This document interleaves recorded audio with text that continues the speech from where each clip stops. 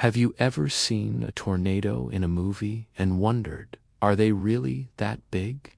Or maybe you've seen storm chaser footage and thought, wow, that looks tiny. Well, today we're diving deep into the fascinating and sometimes terrifying world of tornado sizes. We're not just talking about how wide they are on the ground, but their full three-dimensional structure. So, buckle up, because we're about to explore the true scale of nature's most powerful storms. Let's start with the basics. When we talk about a tornado's size, we usually mean its width at the base, where it touches the ground. This can vary dramatically. On the small end of the scale, you have what are often called rope tornadoes. These are typically less than 100 yards wide, looking like a thin, snaking rope dangling from the clouds. They might look small, but don't be fooled. Even a rope tornado can pack a serious punch, with winds strong enough to cause significant damage.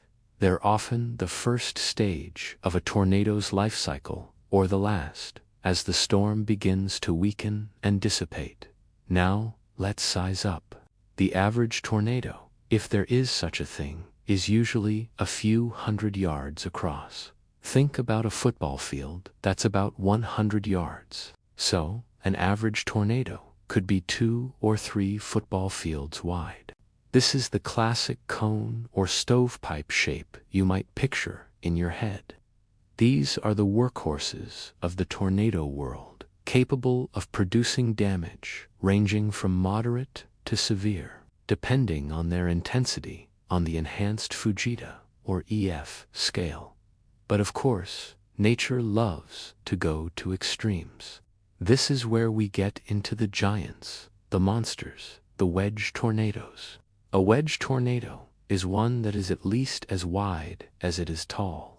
Visually, they can be so massive that they don't even look like a funnel anymore. Instead, they look like a huge, dark wall of cloud and debris churning across the landscape.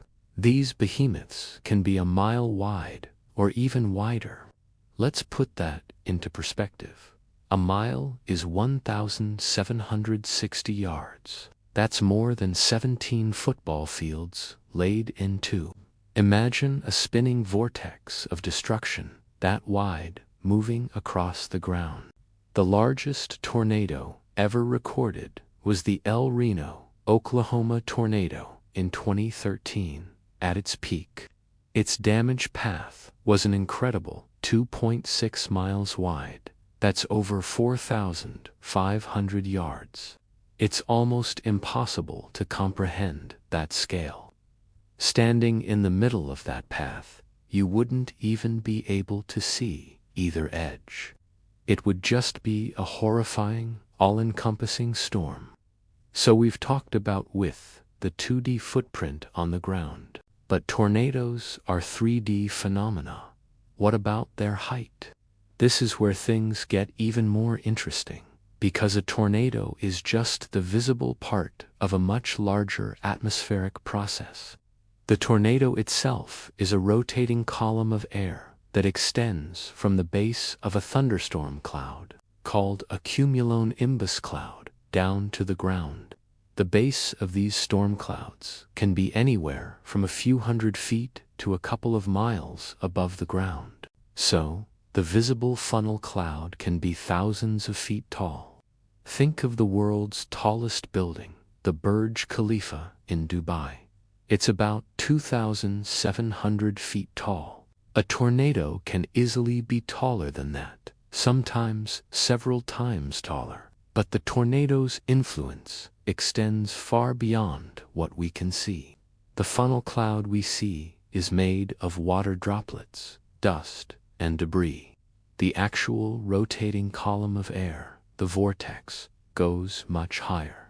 It's connected to the mesocyclone, which is a rotating updraft within the supercell thunderstorm that spawns the tornado.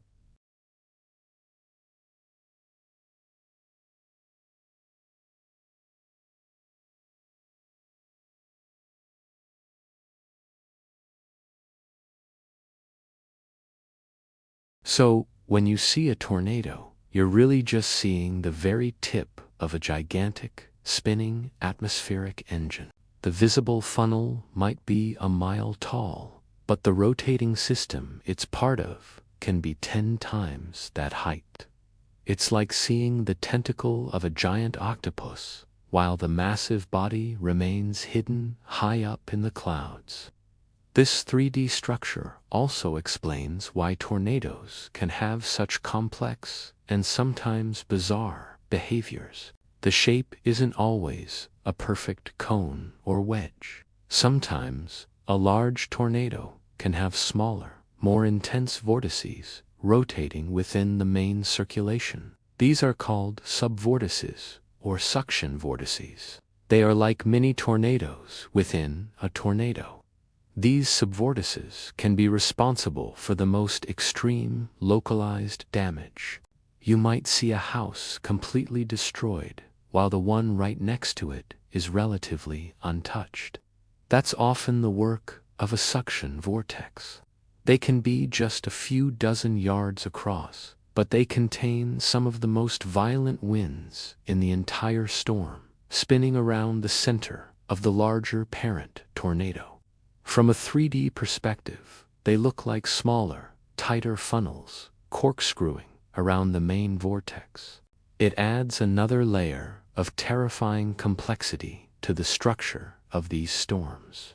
The shape of a tornado in 3D can also change dramatically throughout its life.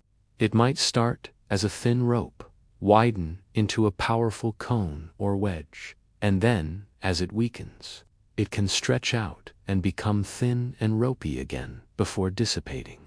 Sometimes, in its final stages, it can contort into wild, unbelievable shapes, looking more like a dancing snake in the sky than a funnel.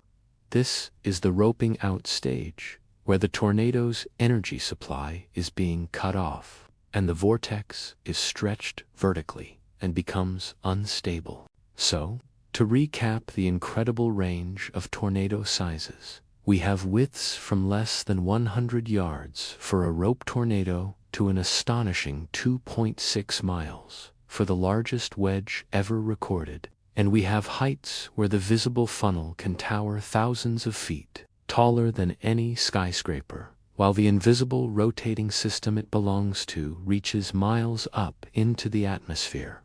Understanding these dimensions is crucial for meteorologists who issue warnings.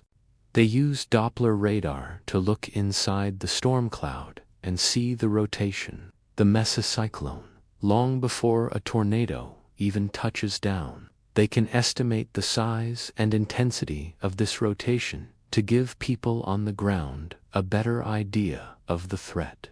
It's a powerful reminder that what we see on the surface is often just a small part of a much bigger picture. From the slenderest rope to the most monstrous wedge, each tornado is a unique and awe-inspiring display of atmospheric power, a true three-dimensional giant.